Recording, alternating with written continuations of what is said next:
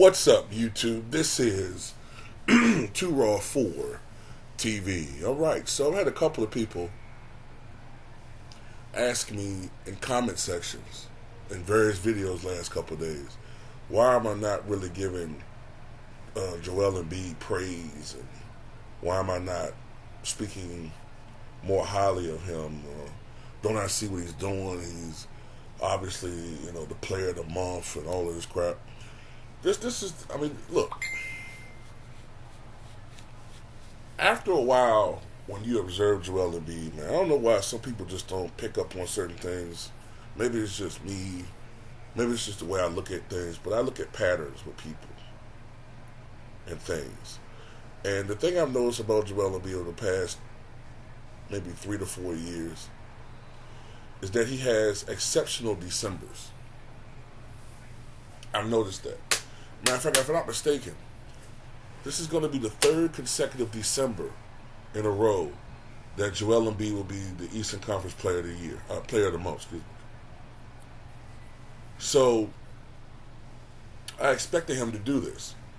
There's certain patterns with Joel Embiid that I see.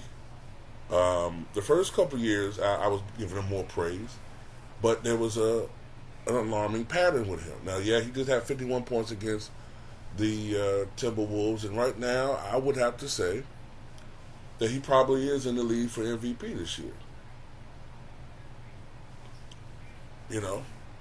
Most people expected the 76ers to take some sort of downward trend after James Harden left, but actually, they look better. Now, having said that, James Harden is, for right now, balling with the Clippers. But my thing with Joel Embiid is, yes, he's averaging the most points by a center, 35.1 since Will Chamberlain. Yes, he's been even more dominant offensively this year than he was last year when he averaged over 33 points a game. It's like each year he's trying to up the ante. But the problem I have with Joel Embiid is that no matter how many points he scores in the regular season, no matter how dominant he looks, no matter how much he begs and pleads for that MVP trophy, he does the same damn thing every year in the playoffs. As a matter of fact, last year was such an atrocious drop-off for me when it comes to Joel Embiid that I don't care if he scores 80 in a regular season game right now. Until I see him start doing it in the postseason, then you'll start seeing me praise him. Every year, it's the same thing. Either it's a drop-off in play, or these ill-timed injuries, or both. It's the same thing every year with Joel Embiid.